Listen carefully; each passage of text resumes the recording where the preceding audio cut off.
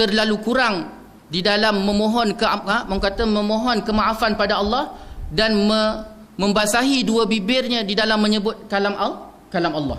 Bila kurang saja rate orang melakukan kebaikan, maka ketika itu Allah Subhanahu Wa Taala akan turunkan bala. Tak pandang bulu dah.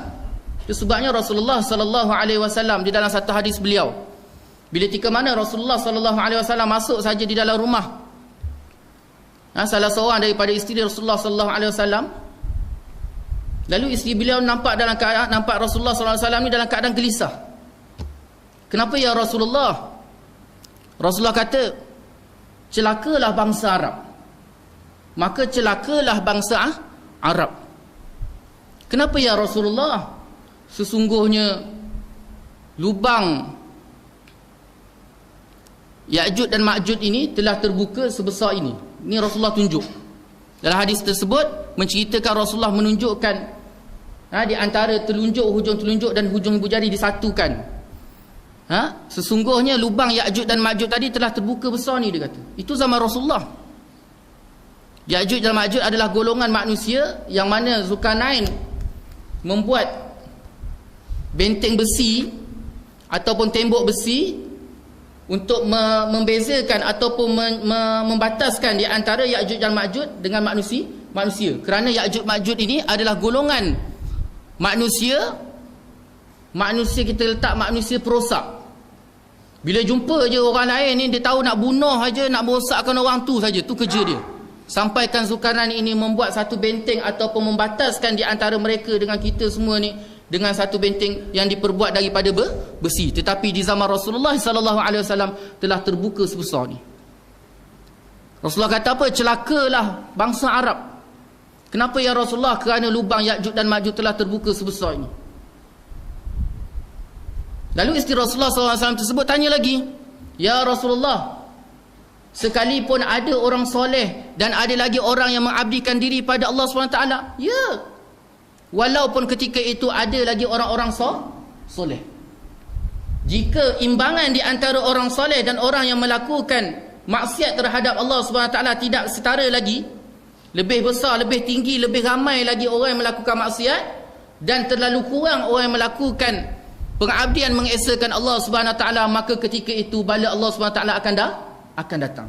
Ini yang terjadi pada 2004. Sampaikan seluruh dunia tidak menyambut tahun baru. Kenapa? Memberikan permohonan dan kata takziah disebabkan terjadinya tsunami. Tapi sekadar tahun tu saja. Lepas tu tak ada dah. Sama macam kita balik surau Telangkah Tunggul depan tu. Hari tu je kita nampak tunggul tu, besok lalu tak nampak dah tunggul tu. Manusia ni jenis pelupa. Itu sebabnya Allah SWT sediakan Ramadan untuk kita cas balik keimanan kita dan pengabdian kita terhadap Allah Subhanahu Wa Taala.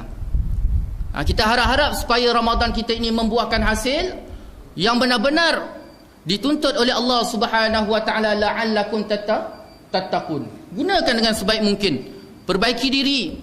Kerana Sayyidina Umar Al-Khattab radhiyallahu anhu mengatakan bahawa iman tadi Allah Subhanahu Wa Taala beri.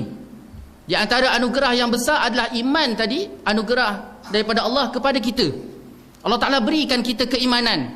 Tetapi yang menggilapkan keimanan tersebut adalah hasil daripada usaha kita. Kita alhamdulillah Allah Ta'ala pilih di antara hamba-hamba Allah Subhanahu Wa Taala yang dapat menerima keimanan tersebut. Tetapi sejauh mana kemanisan kita rasakan daripada iman tersebut, wallahu alam. Ia bergantung kepada usaha kita.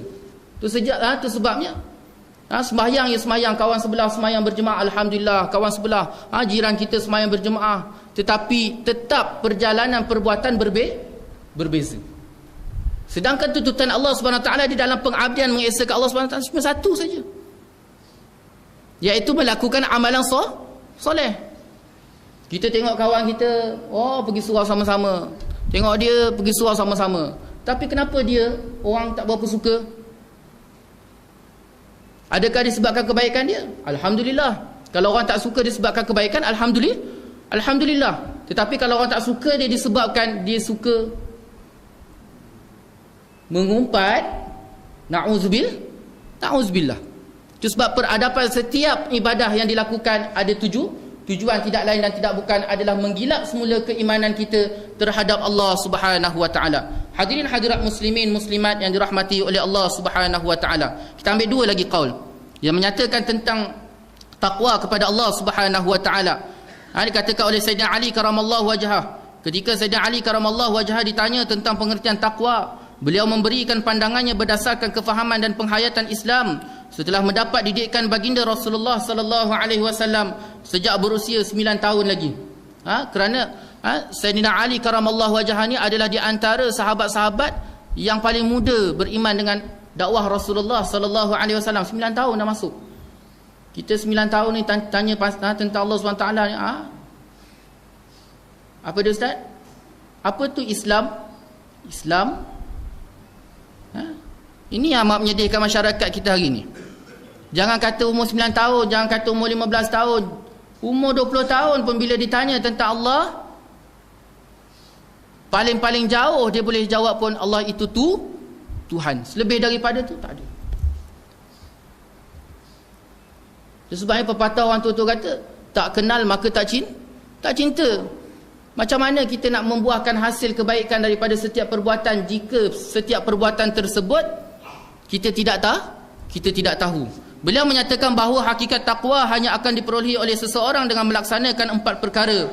Yang pertama, takutlah kepada Allah Subhanahu wa taala yang Maha Tinggi dan Maha Berkuasa. Tanamkan rasa takut terhadap Allah Subhanahu wa taala.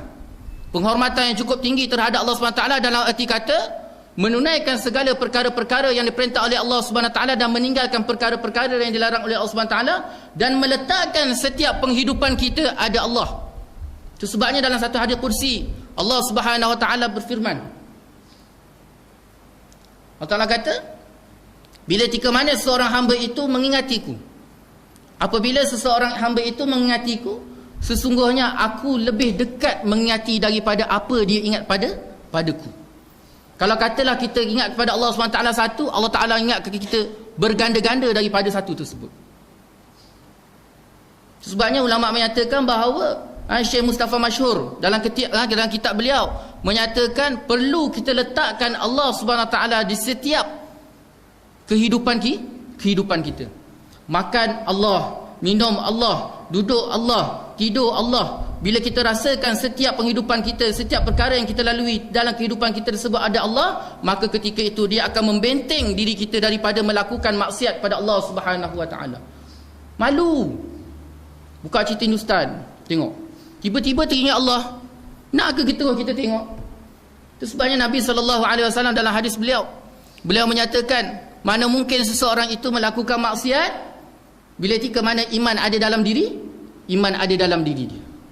Mustahil. Ini masalahnya iman celan-celum.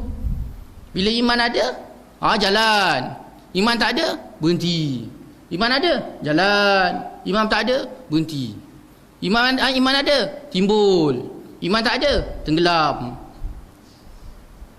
Itu sebabnya Nabi kata al-imanu yazid wa yanqus. Iman itu dia satu ketika keadaan dia akan lebih, satu ketika keadaan lain dia akan kurang. Tetapi ketika kurang itulah kita tempelkan kekurangan ataupun kuatkan kekurangan tersebut dengan sentiasa mengingati Allah Subhanahu wa taala. Yang pertama, tanamkan di dalam kehidupan kita setiap segenap kehidupan kita dengan mengingati Allah Subhanahu wa taala. Rasa takut. Yang kedua, melaksanakan segala perintah Allah yang termaktub di dalam Al-Quranul Karim.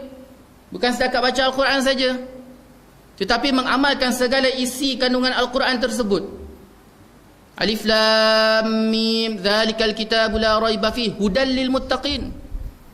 Allah Ta'ala kata Al-Quran tadi adalah petunjuk bagi orang-orang yang bertakwa. Ya, kita baca-baca. Sampailah adalah di antara kalangan kita yang baca-baca sampai naik, orang kata menang sana menang sini, tetapi isi kandungan Al-Quran wallahu alam. Jangan kata isi kandungan Al-Quran, kadang-kadang tajwid pun tak tahu. Kenapa tuan boleh baca macam ni, sedangkan tuan kata tuan